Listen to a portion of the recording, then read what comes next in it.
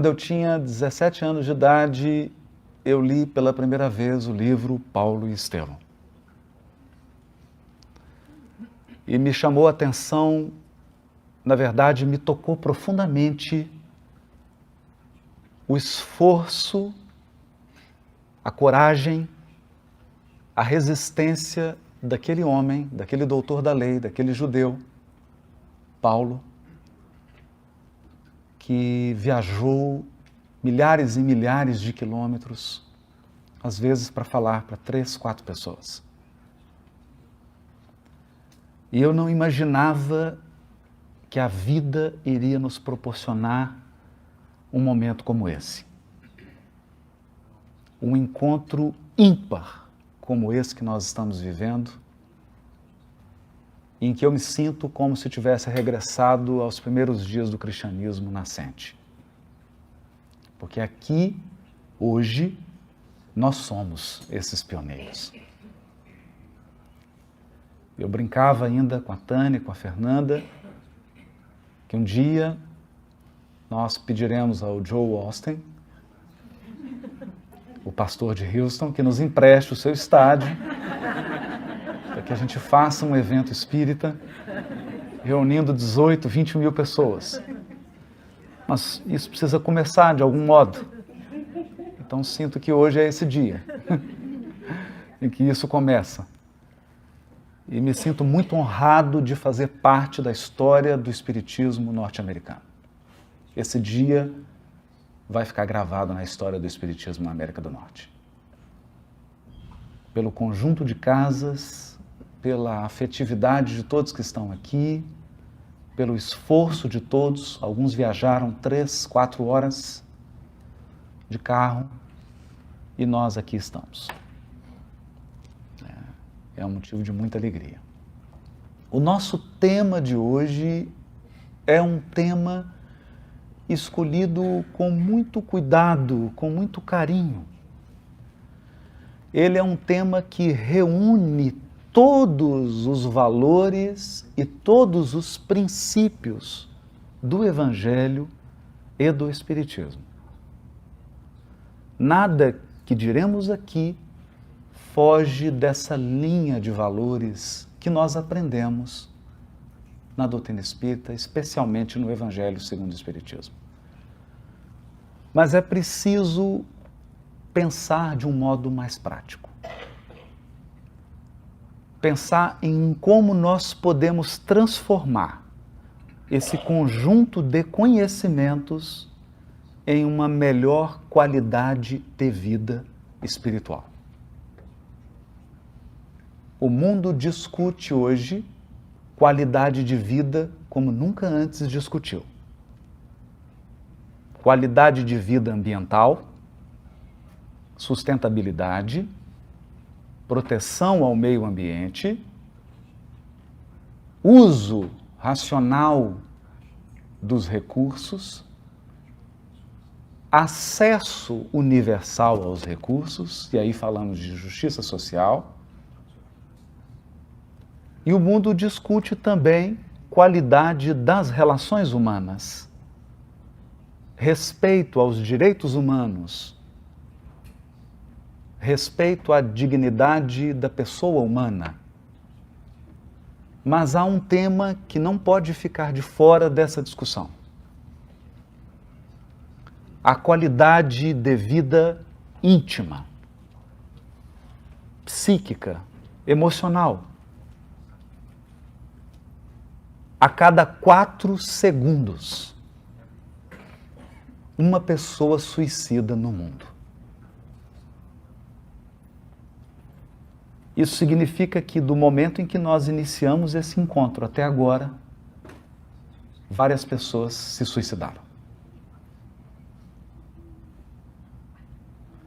Isso tem se tornado um problema de saúde pública.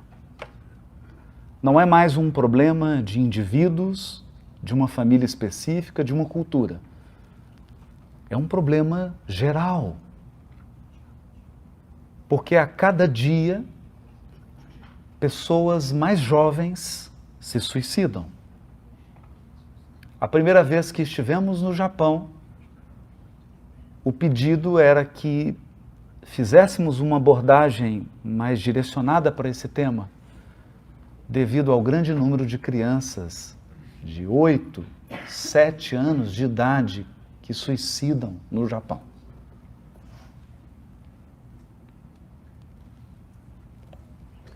Mesmo no Brasil, nós temos um fenômeno triste de jovens com 14, 16, 17 anos cometendo suicídio.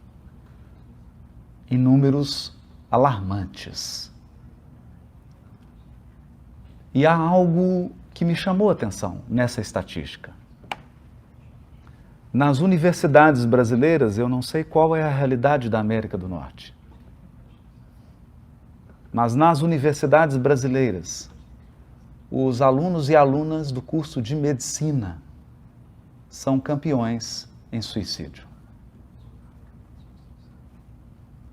Uma profissão renomada, uma profissão respeitada em qualquer sociedade, em qualquer cultura. O médico, a médica são pessoas respeitadas, consideradas. Jovens de 20, 22 anos que terminam o curso e suicidam. Essa é uma questão séria e importante, porque esses suicídios começam a acontecer em famílias espíritas. Jovens que passaram pela evangelização da infância, passaram pela mocidade espírita, frequentaram casas espíritas. Alguma coisa nós precisamos aprender com isso.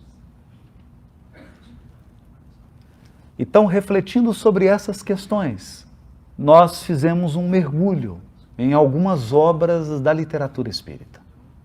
Claro, sempre partindo da nossa base, que é a codificação de Kardec. E o primeiro texto está no livro Obras Póstumas. Naquela época, Kardec havia recebido uma mensagem dos espíritos e que ele guardou.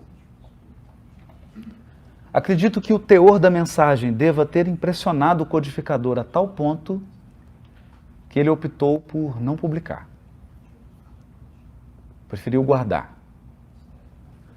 Depois da sua morte, o texto foi publicado, juntamente com vários outros, na coletânea conhecida como Obras Póstumas. É uma mensagem ditada pelos espíritos em 1865, na qual o espírito descreve as características do mundo de transição. Quais seriam as principais características? Aqui eu falo de medir. Como você mede? Por exemplo, uma coisa que me causa confusão. Eu não sei se está calor ou frio no Texas. Porque todos os termômetros estão em Fahrenheit. Como você mede influencia. Bom, claro que basta sair nas ruas que nós teremos uma experiência direta. Mas você pode pensar em pés, 20 mil pés, e a gente não sabe mais ou menos a que altura está voando. Ou podemos pensar em pounds. Então você realmente não sabe o tamanho do bife que pede.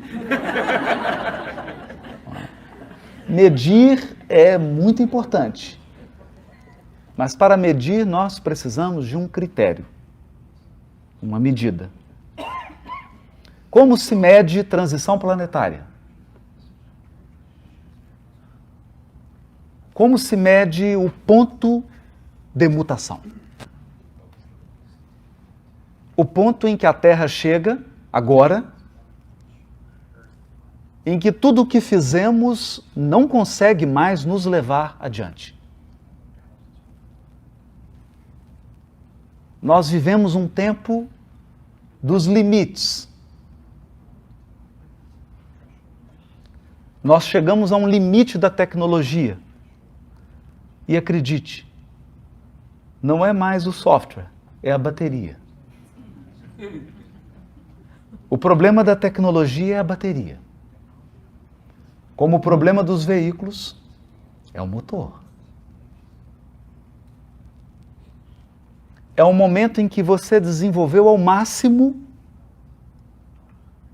os seus conhecimentos, as suas técnicas, mas não é possível avançar sem aprender coisas novas. E essas coisas novas, elas serão completamente diferentes das antigas. Eu me recordo do meu avô paterno, pai do meu pai, e de uma conversa que tive com ele semanas antes dele desencarnar. E ele me perguntou assim: meu neto, você realmente acredita que o homem foi à Lua? Ele não acreditava. Ele não acreditava. Imagine se ele tivesse presenciado o lançamento do iPhone. Aquilo fugia da percepção, do horizonte dele. Então, nessa mensagem, os espíritos deram uma métrica. Como medir transição planetária? Como medir esse ponto em que a Terra vai dar um salto? Todas as religiões falam desse momento. Por exemplo, o judaísmo fala do Olam Rabá, o mundo vindouro, o mundo que virá. Como medir? E os espíritos dizem: vocês estão medindo errado. Porque nós estávamos medindo por terremotos, tornados, furacões. Bom, se essa fosse a medida, os Estados Unidos estavam na regeneração planetária.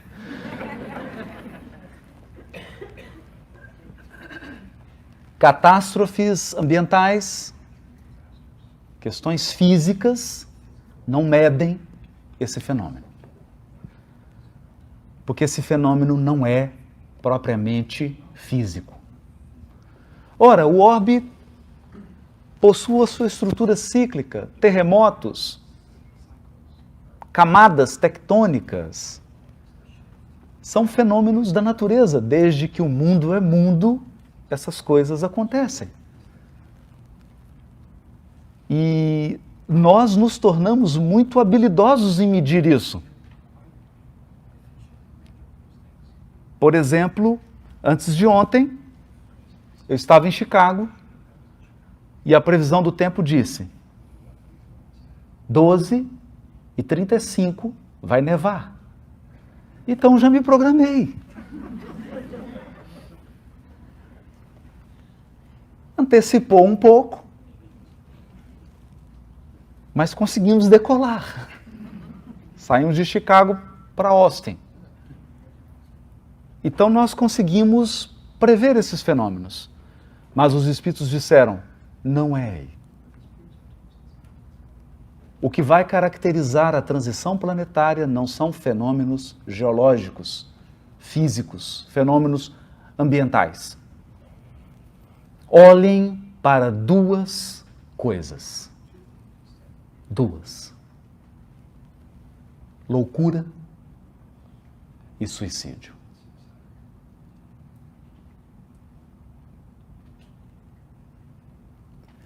Eu vou tentar adaptar essas palavras. Porque se eu falar aqui em gripe, vírus, todo mundo sabe. Cólica renal, todo mundo sabe. Mas nós ainda não sabemos muito sobre adoecimento mental. A mente também tem um resfriado, uma gripe, uma infecção, a mente adoece. E nós podemos chamar todas essas doenças da mente de loucura. Hoje não é bem um termo muito adequado. Não é politicamente correto. Mas você entendeu. Porque se você perguntar na sua família, entre os seus amigos, quem precisa tomar um remédio para dormir, você ficará assustado.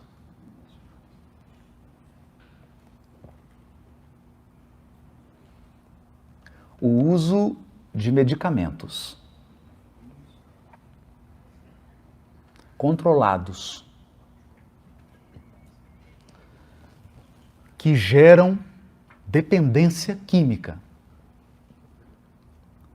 Esse uso hoje é gigantesco. Crianças estão sendo medicadas com 7, 8 anos de idade. Com um único diagnóstico: hiperatividade. Então, se a criança é mal criada, hiperatividade. Se ela é sem educação, hiperatividade. Se os pais não ensinaram para ela princípios, é hiperatividade. E elas tomam remédios controlados.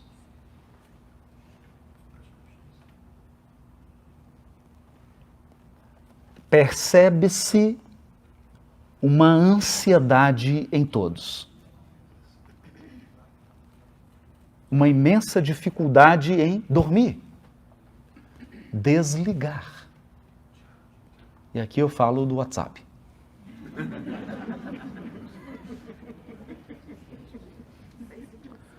As pessoas marcam férias e para reservar um hotel, para reservar qualquer coisa, a primeira pergunta é: tem internet?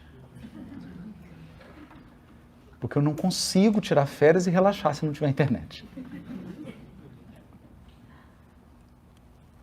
E aliado a isso, a essa síndrome da ansiedade, dos distúrbios emocionais e psíquicos, nós temos o caso mais grave. E é quando a pessoa perde todas as referências. Ela não consegue mais, é como se ela não tivesse mais a bússola interior. Ela não consegue mais determinar norte, sul, leste, oeste. E a própria vida perde sentido. E então, a morte se torna a única opção.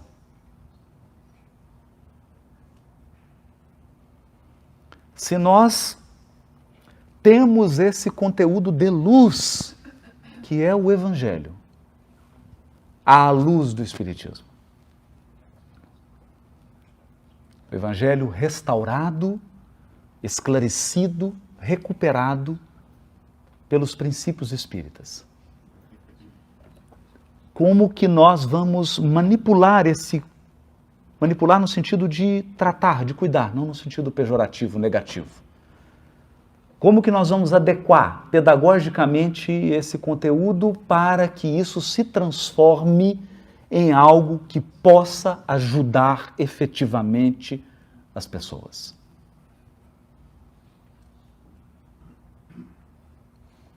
Para que essa mensagem de fato melhore a qualidade espiritual da nossa vida. Qualidade de vida espiritual. Porque se há algo que as estatísticas já demonstraram, é que qualidade de vida material não é garantia de que nós vamos querer viver. De que nós encontramos um sentido.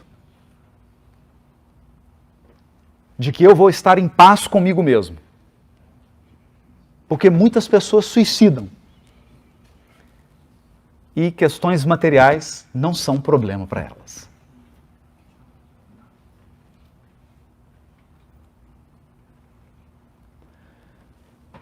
Mas os espíritos que dirigem a nossa evolução sempre vêm antes de nós. Na década de 80, final da década de 70 para a década de 80, nós vivemos o auge da tecnologia. Não precisa dizer isso, que eu estou em Austin. Eu não vou precisar citar Dell, a companhia, Dell, Motorola. Foi o grande crescimento de tudo isso. Então as pessoas estavam otimistas. Porque o mundo parecia uma grande oportunidade. Nessa época, o Espírito Emmanuel começa a ditar pelo médium Francisco Cândido Xavier, e o Espírito Joana de Ângeles começa a ditar pelo médium Divaldo Franco mensagens curiosas. Emmanuel começa a escrever livros de 15, 20 páginas. Capítulos com 6, 7 parágrafos no máximo.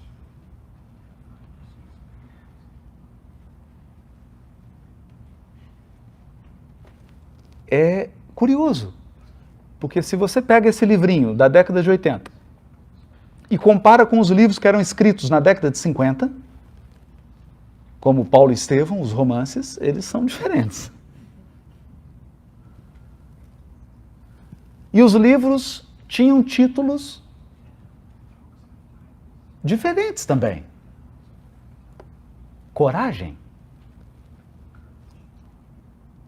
Calma.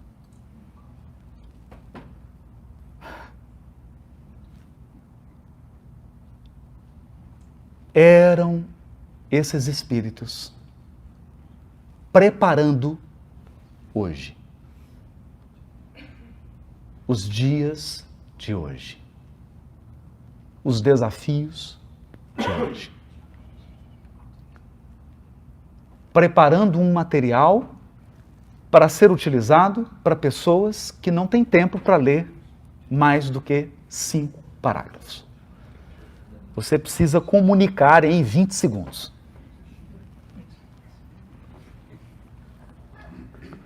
Eu vou dar um exemplo. Os exemplos são muito bons. Então eu vou ler uma introdução. Ela tem 1, 2, 3, 4, 5, 6 parágrafos.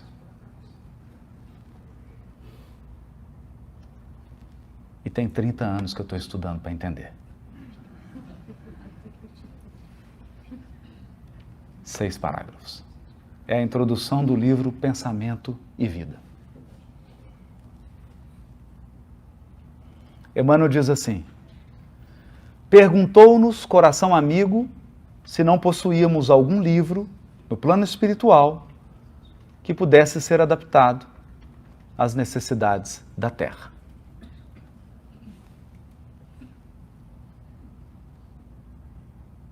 Percebe? O que me chama a atenção aqui é que eles escrevem e produzem materiais adaptados às necessidades. Eles estão dando a dica. E nós já fazemos isso aqui. Vocês estão esperando o quê? Algumas páginas que falassem ao espírito dos problemas do espírito. Falassem para o espírito dos problemas do espírito.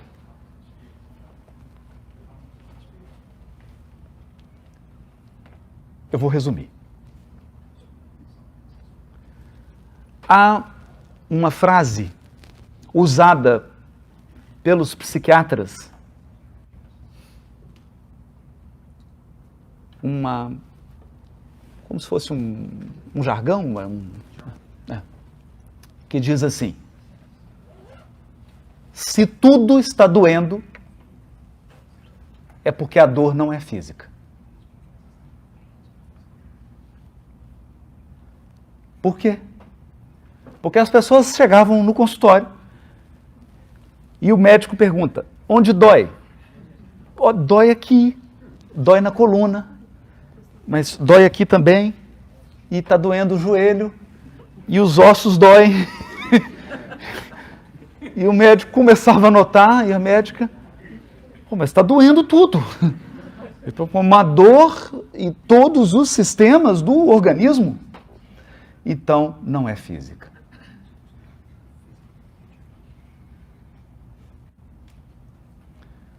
Isso nos mostra que não adianta você trazer uma solução física para um problema que é espiritual.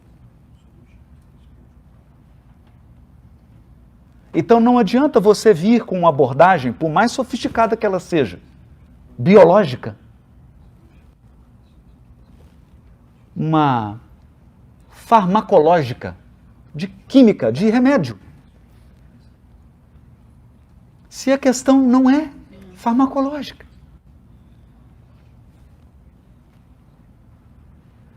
Então, nós chegamos nesse limite. A pessoa entra no consultório e diz: eu não consigo dormir. Simples. Vou te dar uma anestesia geral. Não é? Está no hospital, põe a máscara, aplica, você dorme. Até passar o efeito. Então eu estou usando uma abordagem que é física para tratar de algo que não é físico. E Emmanuel nos diz aqui: não foi isso que vocês pediram. O que vocês pediram foram páginas que falassem ao espírito dos problemas do espírito.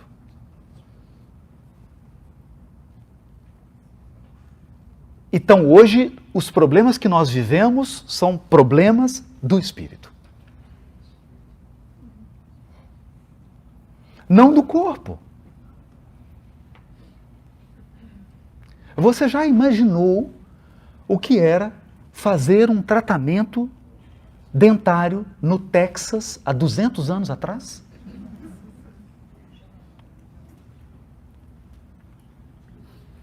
Você já pensou nisso? Então nós avançamos muito. Mas em relação aos problemas do espírito, nós somos bebês. Nós estamos como cegos tateando no escuro.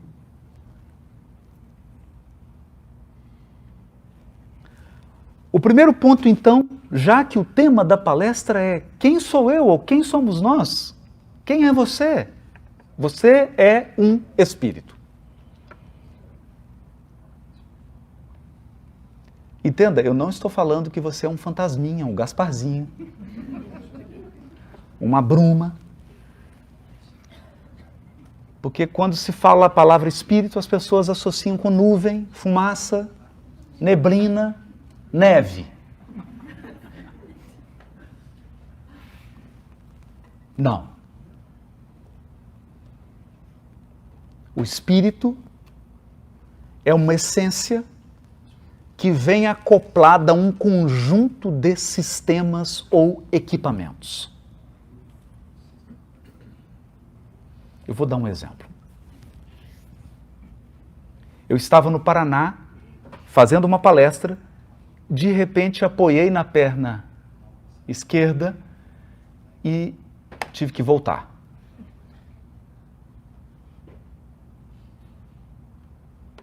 Quando acabou a palestra, eu não conseguia pisar com a perna esquerda. A sorte é que, assistindo a palestra, estava um médico, especialista na área. Ele olhou, doutor Ricardo, e disse assim, direto para o meu consultório. Ele era professor da universidade, olha isso. E doía um pouco. Os homens são muito resistentes à dor. Só. Doutor Sérgio. Então, o homem é muito resistente à dor. Por exemplo, para que as mulheres possam entender, né?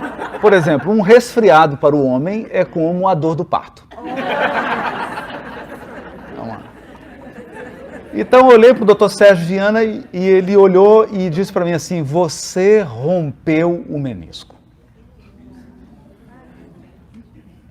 E era curioso, porque as pessoas chegavam, né, e falavam assim: o que aconteceu com você? Rompeu o menisco. Eu não sabia que você jogava bola, era jogador de bola.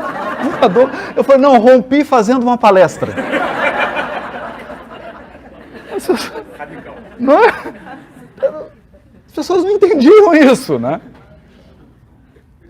Mas quando eu cheguei num cardiologista em Belo Horizonte, um cardiologista espírita, ele então me fez uma pergunta desconcertante.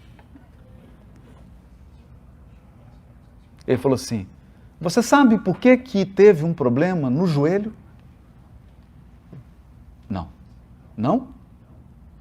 Você sabe por que você tem um joelho? Bom, fiquei um pouco confuso com aquilo. Você sabe por que você tem um corpo, Haroldo? Por que o seu corpo tem braço, pernas, joelho? Por que o seu corpo não é uma bola?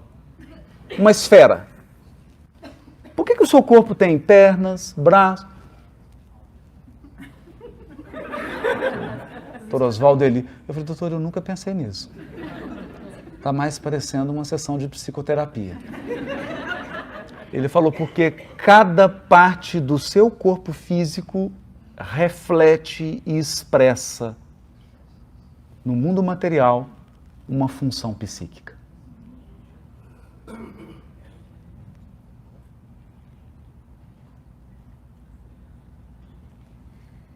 Não há nada de místico nisso, por favor. É que o espírito é tão complexo que ele precisa de um sistema para se manifestar. Então ele tem um corpo espiritual e tem um corpo físico, e cada parte desse corpo expressa uma função. Então, se você tem um problema no espírito ou no corpo, é a mesma coisa. Isso está interligado.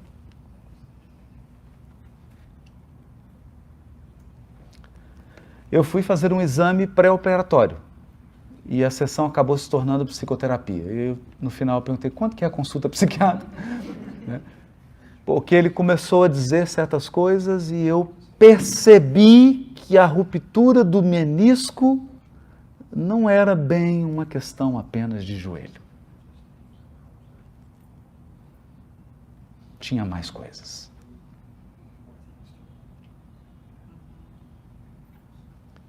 Então nós podemos fazer essa abordagem que é: olha, você tem um problema no menisco, o que a gente vai fazer? Eu vou abrir e vou costurar. E de fato foi o que foi feito. Né? Mas ainda bem que eu percebi que por trás do menisco existia algo em mim que precisava também ser costurado. E o engraçado, que o outro estava rompendo também, estava prestes a romper. E o médico operou e falou assim: esse outro é o seu, eu dou mais uns 2 anos para romper. Bom, já se passaram mais de 5, parece que resolveu o problema, porque o outro está bem. Então eu não precisei que o outro joelho me dissesse que eu tinha uma pendência para ser resolvida. É disso que Emmanuel está dizendo. Um livro que fala ao espírito dos problemas do espírito. Até que horas nós temos? 3h30. Algo leve e rápido. É hoje, não é? Não é? As pessoas querem algo leve e rápido. Leve e rápido. Um Instagram espiritual. Não é? Que condensasse os princípios superiores que nos orientam a rota. Condensassem os princípios que nos orientam a rota. Quais princípios nos orientam a rota? Você não é seu corpo. Você não é seu corpo. A vida não cessa. A morte é apenas o jogo escuro das ilusões. Então vai chegar um momento, e acredite, eu não estou desejando mal a você, mas você vai morrer. Em que seu corpo vai esgotar a função e a utilidade dele e vai ficar algo que antecede ao corpo. Algo que é muito mais poderoso, que é muito mais fundamental. E se você quiser, então, uma justificativa bíblica, eu posso citar uma tradição judaica. No primeiro capítulo do livro Gênesis, Bereshit, está escrito que Deus foi criando tudo com a palavra. Então era tudo Wi-Fi. Ele dizia, faça-se a luz fez, né? Era tudo automatizado. Não é? Então ele diria, Siri, faça a luz. Não é? Faça aí. Não é? Tem Alexia. Alexia, cria o sol e as estrelas. Sol e estrela. Não é? E foi tudo com a palavra, falando, ele foi criando, falando, apenas com a palavra. Olha, eu já estou falando há meia hora, e nós podemos ficar falando aqui, claro, só os brasileiros, que o americano não vai ficar, por mais 6. E você pode falar um dia inteiro. Aliás, tem pessoas que nasceram, começaram a falar, e elas realmente não vão parar, né? Não há pausa. Mas quando Deus, na literatura, havia formado o ser humano, o corpo estava pronto. Estava tudo pronto. Esse equipamento espetacular, essa máquina da engenharia extraordinária, estava pronta, formada. Ele então soprou o espírito da vida. O espírito. Soprou. Por que soprou? Você já experimentou soprar por meia hora sem parar? Claro, não é possível. Você pode falar 24 horas seguidas, sem dar pausa. Mas você não consegue soprar por muito tempo. Então significa que quando o Criador colocou o Espírito, ele deu tudo de si. O Espírito é o máximo da obra divina. Criar um Espírito exige potência máxima de Deus. Porque o Espírito é criativo. O Espírito cria. Ele é uma potência.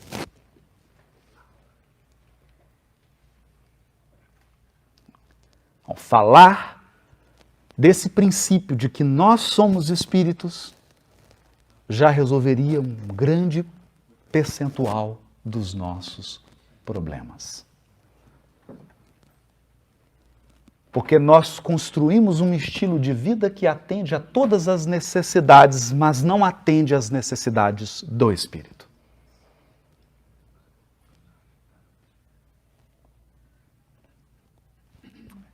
Então, prossegue Emmanuel.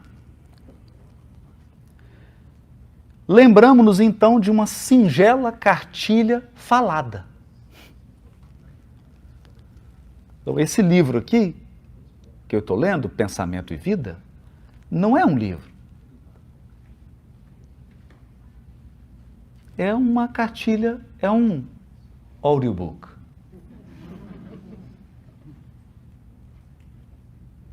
Não é um livro escrito. Ele falou, me lembrei dessa cartilha falada, que nós dispomos aqui em nossas tarefas. Nós temos aqui esse material oral, essa palestra, que foi gravada no YouTube. Em nossas tarefas junto aos companheiros em trânsito para o berço. Ou seja, um material oral para quem vai reencarnar.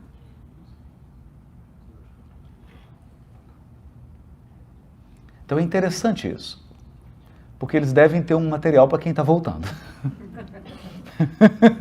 Não é? Mas esse é para quem vem para vir, né? Vai falar de coisas que você vai encontrar aqui.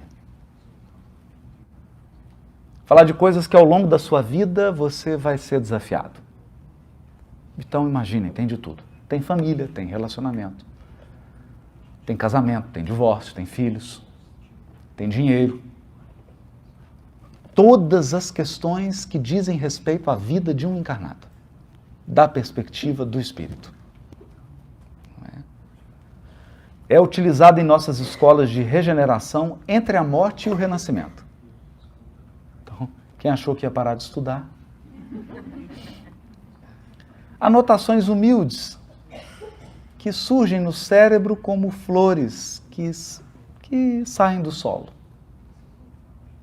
sem pertencerem, no fundo, ao jardim que as recolhe. Isso é bonito, hein? Porque às vezes a gente tem uma ilusão de que as ideias são nossas. Eu tive essa ideia. Eu criei isso. Então, quando eu criei, até Deus falou assim, por que eu não pensei nisso? Não é? Então, nós somos tão criativos que surpreendemos a Deus. Ele falou, nossa, eu não pensei nisso. Gente, por que eu não criei o iPhone? Não é? Então, aqui, ele está dizendo, são flores que surgiram, nós estamos trazendo, mas elas não são nossas. Porque quando nós fomos criados, já encontramos a casa pronta. O universo está feito. E se você olhar um pouquinho mais distante, você acredita que existem galáxias que estão a bilhões de anos-luz de nós? Significa que a luz saiu dessa galáxia e o que você está vendo aqui hoje saiu de lá. Você era um princípio inteligente no mineral.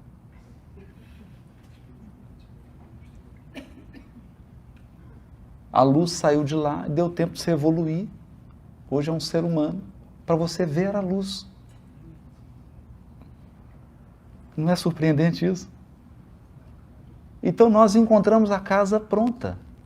Nós estamos apenas investigando, examinando, descobrindo, não propriamente inventando.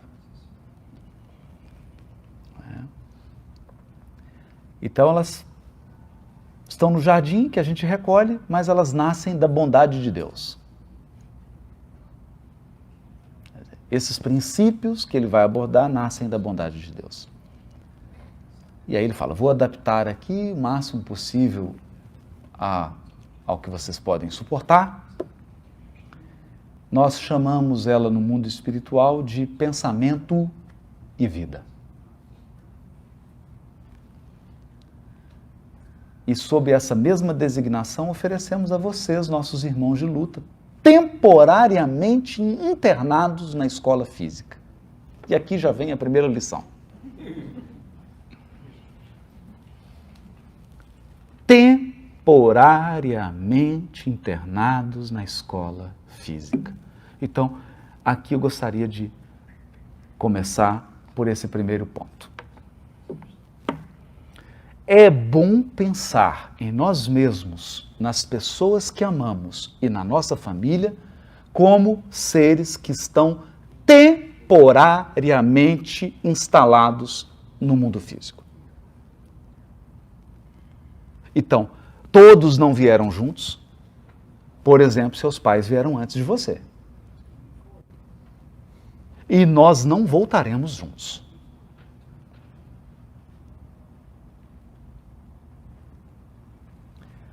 E essas questões não são ensinadas na escola. Nós não aprendemos isso.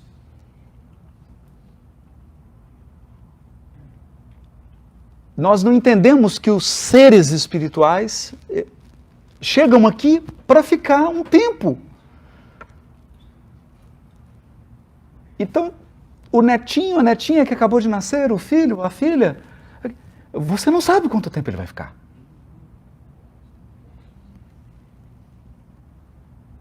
Você não sabe quanto tempo você vai ficar.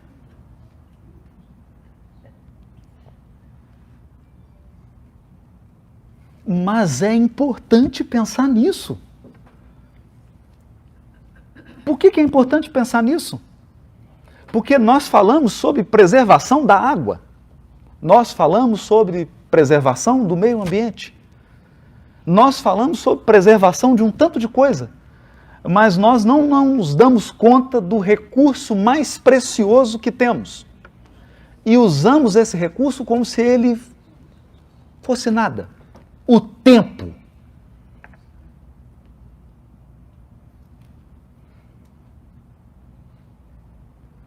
Então você se relaciona com a sua mãe, com seu pai, mas não se lembra de que você tem um tempo para isso. Essa relação tem um tempo. Ao menos nesse formato.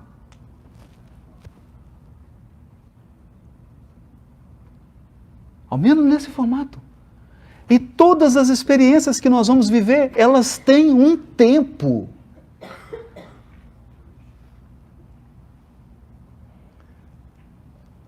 No inglês tem umas expressões que são boas, né? Elas são... Tudo tem um deadline.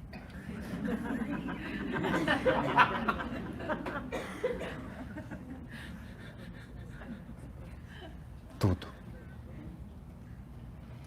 E a gente sai por aí vivendo e ensinamos os nossos filhos e até damos aula de evangelização e não ensinamos deadline.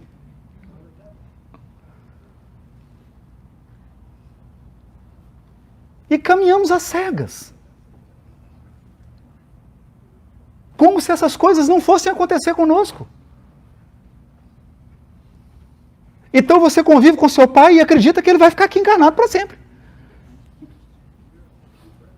Convive com a sua mãe, com seu irmão, com a sua irmã, com a sua esposa, com seu marido, com seus filhos. E a gente nunca se prepara para o deadline.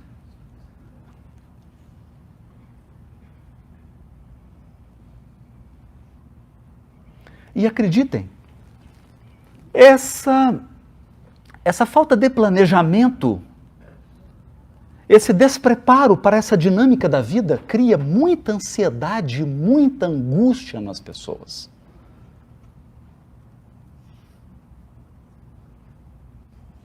Isso tem gerado muita angústia. Muita angústia.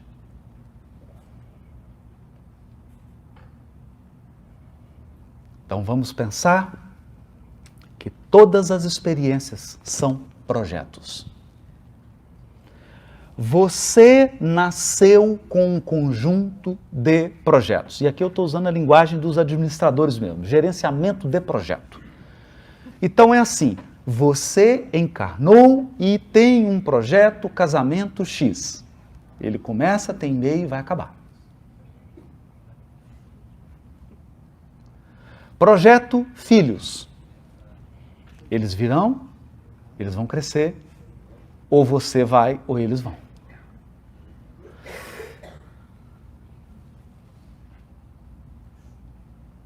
Oh, mas nós espíritos somos eternos. Os espíritos são eternos, mas os projetos não. Os projetos não. Aliás, eu preciso dar uma notícia. A própria Terra tem um deadline. Mas fiquem tranquilos, calma. Isso ainda vai demorar muitos milhões de anos, dá para preparar, tranquilo, sem problema. Mas a própria Terra tem um deadline.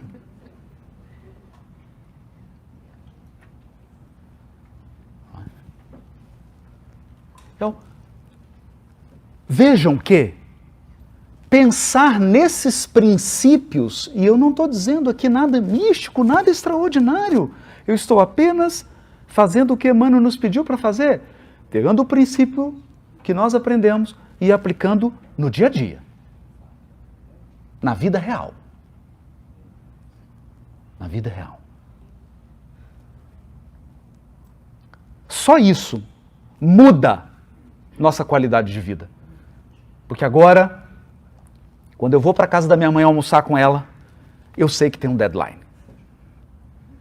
Então eu abraço e realmente eu vivo aquele almoço.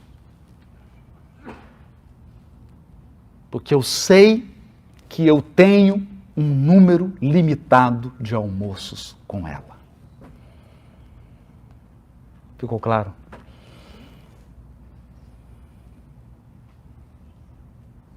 Isso é qualidade, isso não é desespero, para muitas pessoas isso é um desespero, mas isso, entenda, não importa a reação que você tenha a isso, isso é assim.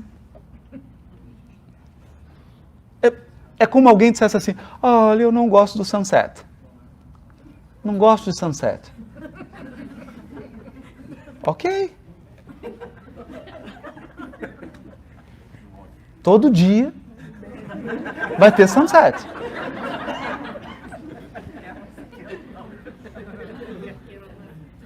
Todo dia. Então, se você lida bem com isso ou não, I'm sorry. Então, eu estou dizendo de algo, de um princípio, que ele vai acontecer, quer você goste, lide bem, não lide bem, ok? Então, é melhor lidar bem.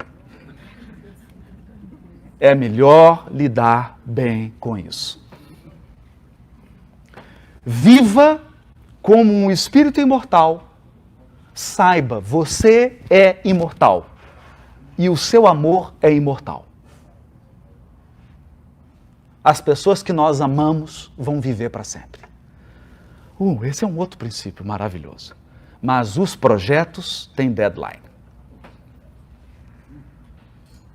Nesse formato, nessa configuração, tem tempo. Então você tem um tempo de Texas. Tem um tempo. Tem um tempo de tudo. Outro princípio, e aqui nós vamos para uma parte que é fundamental. Emmanuel diz assim, que ele vem nos informar, ainda uma vez, de que o nosso pensamento cria a vida que procuramos. O nosso pensamento cria a vida que procuramos. Então isso significa que todos nós, conscientemente ou inconscientemente, procuramos a vida que nós temos. Puxa, você tem certeza, Haroldo? Porque tem umas coisas que eu não quero, então é inconsciente. Inconscientemente você está procurando isso. Nosso pensamento cria a vida que procuramos através do reflexo de nós mesmos. O que está fora reflete o que está dentro.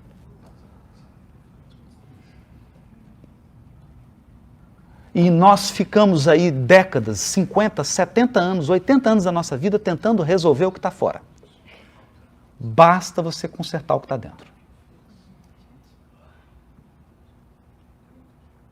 Isso é fundamental, porque não teria sentido eu vir aqui falar de doutrina espírita, falar de evangelho à luz do espiritismo, se eu não disser que a tarefa é dentro. Você corrigiu aqui dentro, muda fora.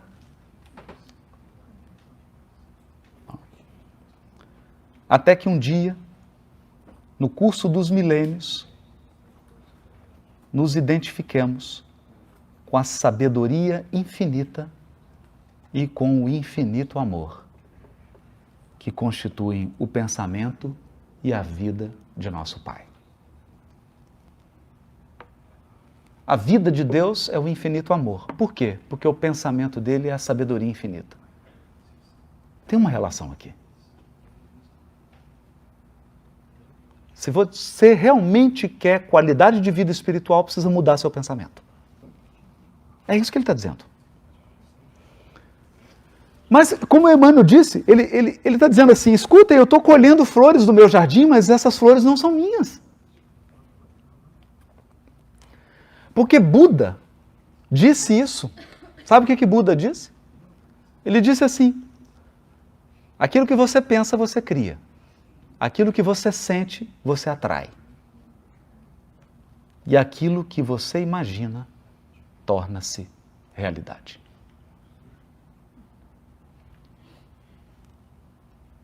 Para o bem ou para o mal.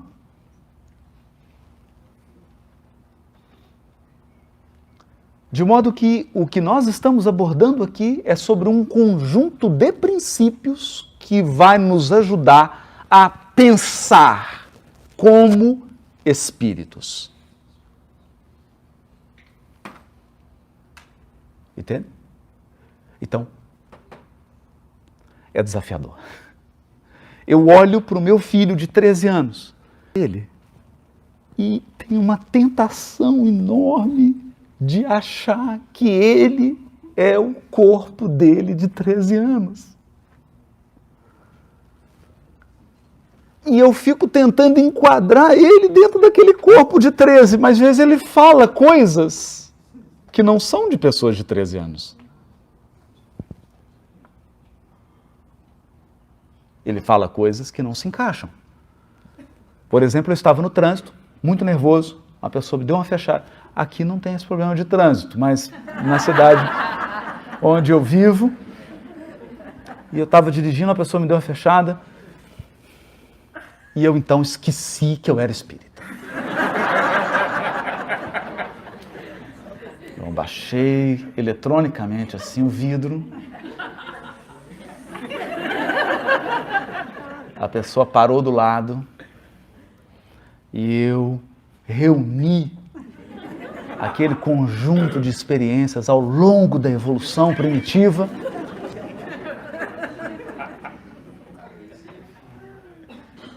Ele, com aquela cara assim de ironia, virou para mim, está nervoso, pai?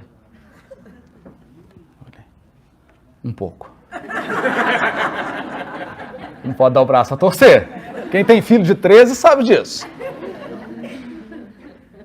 Ele falou, você vai xingar o cara? Tô querendo. Sabe o que ele disse? E se for uma pessoa que assiste as suas palestras?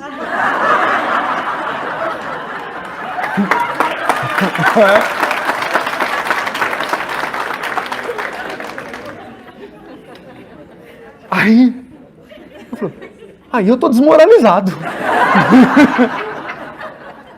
Subiu o vidro. Nossa, meu Deus. Imagina se transmite uma live. Um story do Instagram. Eu tô desmoralizado. Então eles têm comportamentos que não se adequam e a gente precisa então alterar o pensamento e entender que o Espiritismo nos ensina uma lição muito profunda e ele nos ensinou isso num momento que era o momento adequado para isso.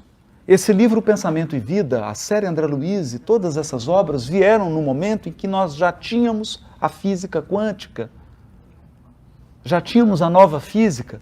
E eles nos dizem, pensamento não é abstração, o pensamento é matéria.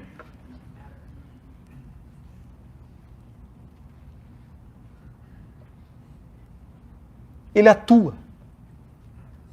Não me venha perguntar os detalhes, quem dera, se eu soubesse. Estaria aqui em Austin com uma startup. uma startup de inteligência artificial. Mas o pensamento atua tanto que ele embola os músculos do seu corpo. E você pode ficar com torcicolo porque está tenso. Não é? Então o pensamento é algo concreto. E o pensamento aqui, ele é uma reunião das nossas emoções, dos nossos sentimentos, das nossas ideias, daquilo que nós escolhemos pensar. Acontece que o pensamento é Wi-Fi compartilhado. Esse é um problema. Porque se a sua conexão está muito pesada, desconfia que você está compartilhando Wi-Fi demais. Tem um monte de mente pendurada na sua rede e as coisas vão ficando pesadas. Você começa a ter ideias repetitivas, obsessivas.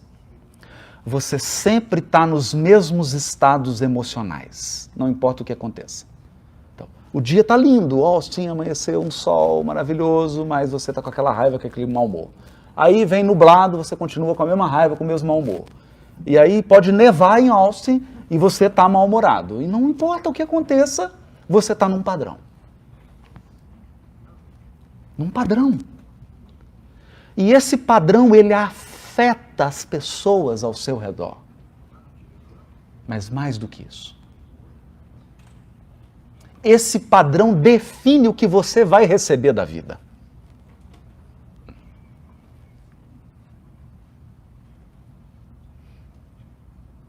E aqui é o ponto. Porque eu olho para esse local e eu vejo que ele tem várias entradas e saídas. Ele tem uma porta ali, tem outra ali, tem 3 janelas. A questão é que às vezes nós entramos num processo mental em que você só tem uma porta. Então as coisas só entram e saem por aquela porta. E você fica fixado numa atitude e numa postura. Por exemplo, quando alguém te magoa e te ofende profundamente, você entra no padrão da mágoa e do ressentimento. Nada mais chega em você. Não importa se a pessoa que te ama fez o bolo ou a comida que você gosta. Porque você não tem tempo de pensar a não ser na pessoa que te magoou.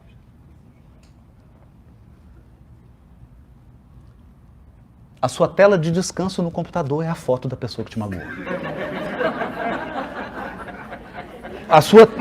O seu celular tem a fotografia dela. Você vai assistir CNN, é a imagem dela que aparece. E mesmo quando você estava assistindo o programa da Oprah, você não via a Oprah, você via a pessoa. E o seu pensamento é aquilo, é aquilo, é aquilo. Então você está conectado. Você está conectado àquela experiência, você revive aquela experiência passa a ser sua vida. Porque o pensamento cria a vida que procuramos.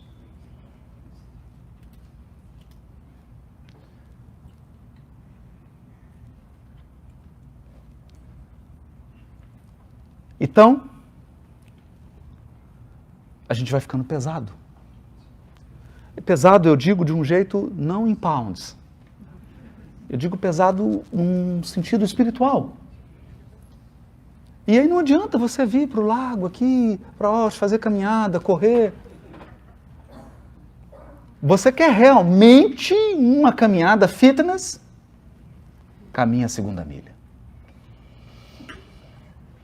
Se alguém te obrigar a caminhar 1 milha, vai com ele 2. Esse é o maior programa fitness espiritual que já foi trazido ao mundo por Jesus. Caminha a 2ª milha.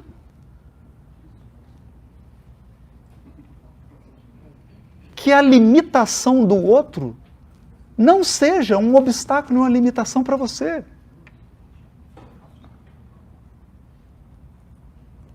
Fulano fica me exigindo isso, faz 3 vezes mais, acabou.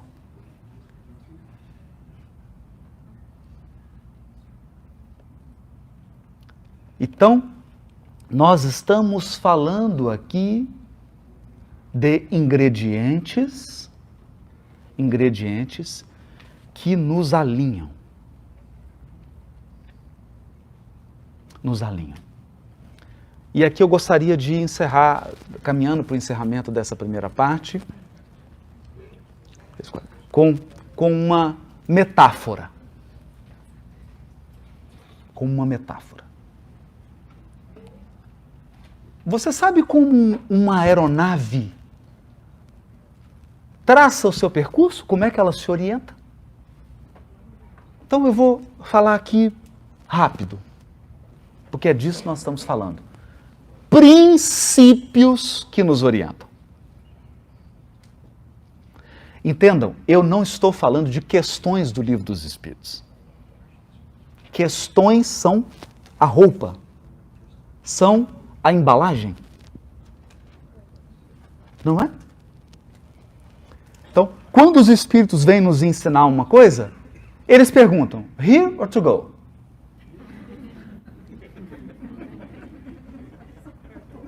Se for here, é o princípio direto.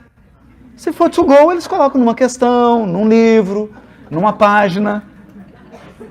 É uma embalagem para você levar. O problema é que a gente leva para casa e fica com a embalagem. E não pensa num princípio. Então o avião ele faz assim. Ele tem uma referência. Se nós perdemos essa referência, nenhum avião mais consegue fazer nenhum trajeto. Essa referência é o norte.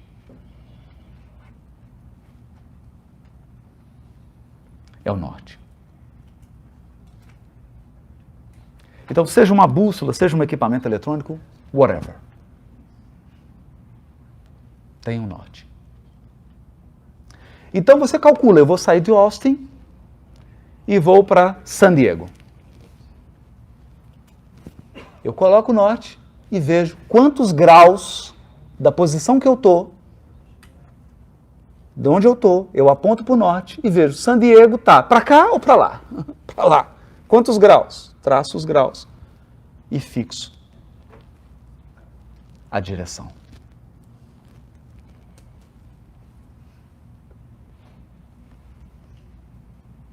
E ali o que você faz? Go ahead. Vai. Eu custei a entender que espiritismo é isso.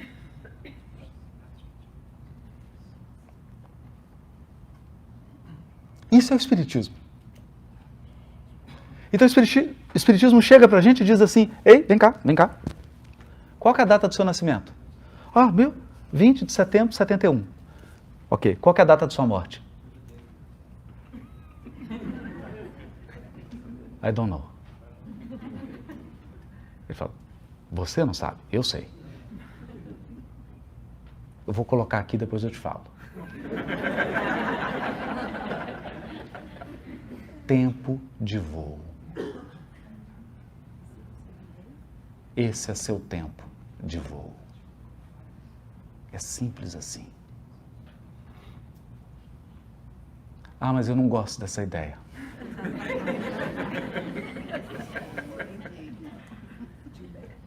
Nenhum dos seus ancestrais gostava.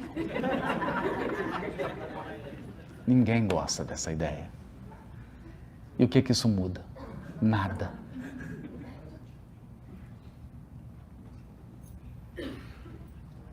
Esse é seu tempo de voo. Acontece que você tem um tempo de voo e todos que estão ao seu lado têm seu tempo de voo. E nós estamos aqui voando. Hoje nós estamos juntos. Nossas rotas coincidiram. Estamos aqui hoje. Né? Então vem o Espiritismo e te ensina a traçar uma rota. Entenda de onde você está saindo e para onde você está indo. Você saiu do mundo espiritual e vai voltar para o mundo espiritual. Por isso que o primeiro livro da série André Luiz chama Nosso Lar. É tipo assim, meus amigos, vocês não moram aí. aí não é o lar de vocês. Nosso lar é do lado de cá.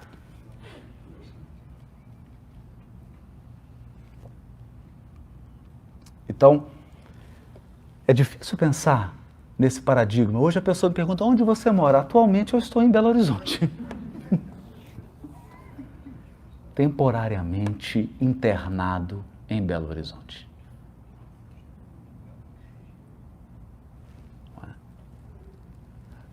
E você começa a escolher também modos de navegação. Então, quando vem o Evangelho e nos diz assim, escute, escute. Não importa a ofensa que fizerem com você, não interrompa seu voo. Não importa quem e não importa a ofensa, não interrompa seu voo. Meu Deus, mas isso é muito difícil. Qual que é o nome disso? O nome disso é perdão. Faz sentido? Não interrompa seu voo. Isso se chama perdão. Porque senão a pessoa faz uma coisa com você, você pousa.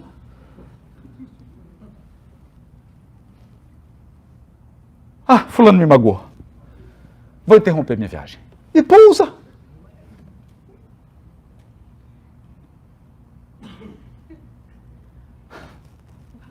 Não é? E vem a doutrina espírita e diz assim, escuta, presta atenção numa coisa. Nós vamos passar por turbulências. Coloque a máscara primeiro em você. Então eu sei, porque muitos já estavam aqui, nossa, meu marido podia estar aqui ouvindo essas coisas. Coloque a máscara primeiro em você. Depois ajuda o outro. As turbulências são as expiações e provas que você vai passar na sua encarnação.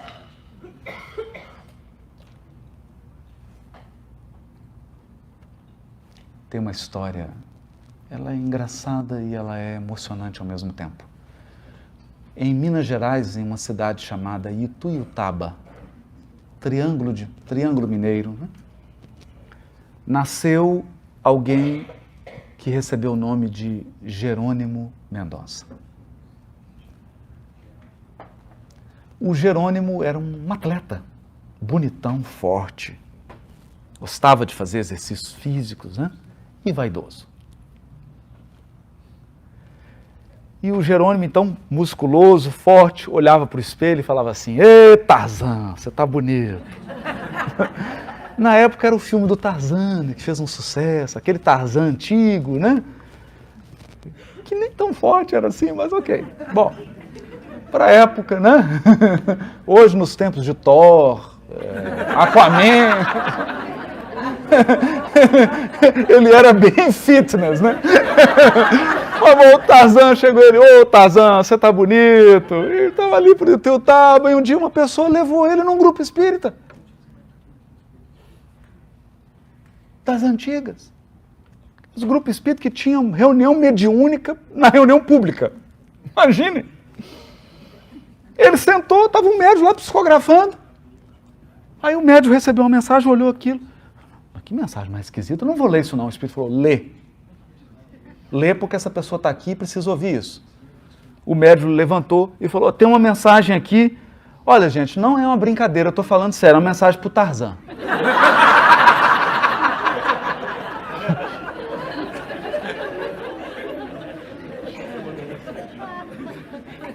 O Jerônimo levantou. É meu apelido. O médium expirou aliviado, né? Falou, o Espírito mandou te dizer o seguinte, Tarzan, segura no cipó da fé, porque você vai atravessar a floresta da dor.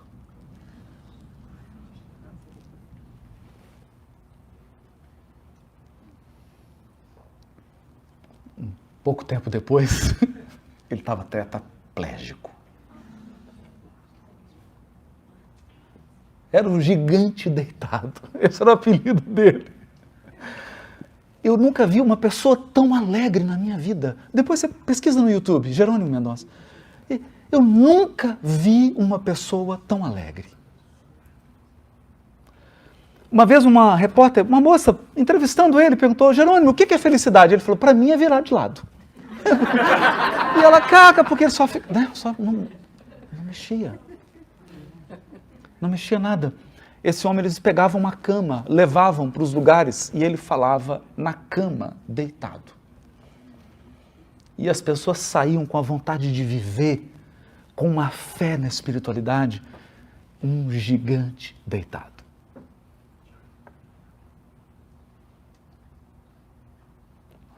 Imagine isso. Então é alguém que escolheu um tipo de rota, mas principalmente um modo de navegar. Então eu digo para as pessoas, muitas estão acompanhando, muitas às vezes pensando assim, puxa, Haroldo, eu estava com vontade mesmo de suicidar, por favor, não faça isso. Porque não há voo sem turbulência. Não há voo sem turbulência. Você vai passar por turbulência. Algumas você vai ficar apavorado. Algumas você fala assim, agora foi, agora chegou a minha vez. Agora já era. E vai passar. As mais difíceis são as expiações. E as turbulências mais leves são as provas. Mas, Haroldo, o que eu faço? O que você faz? O que qualquer piloto faz? Mantém o rumo. Mantém o rumo. É só isso que você tem que fazer. Mantém o rumo. Então o Espiritismo veio para nos dar isso, para nos dar essa dimensão de que nós temos um rumo, nós temos uma rota. E principalmente, Carl Gustav Jung, o grande psiquiatra suíço, dizia: o sentido torna suportável uma grande quantidade de coisas. Talvez tudo. O sentido. Porque você passar por uma experiência de dor sem sentido, se você não tem um sentido, é desesperador. Por isso o Espiritismo é o consolador prometido, porque ele traz sentido, ele não tira a dor. Ele não promete um voo de Air Force One.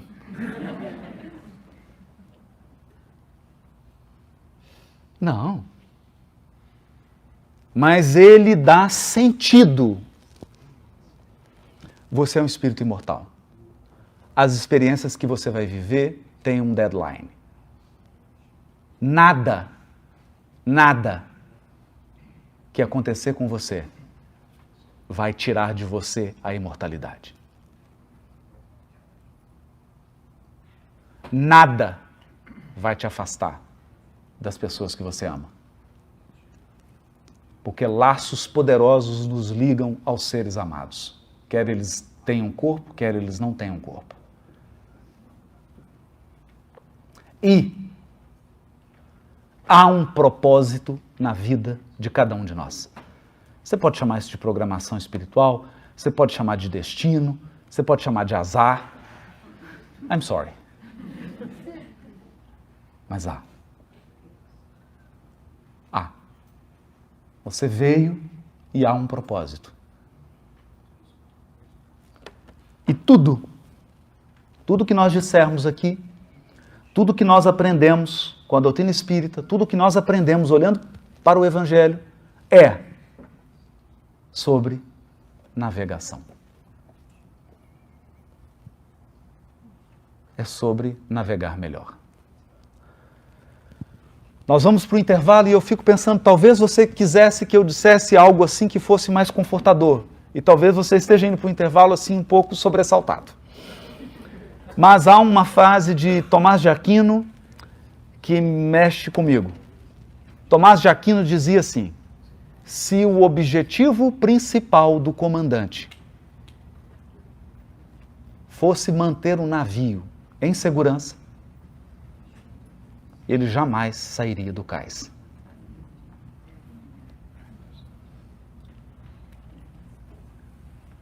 Viver não é seguro.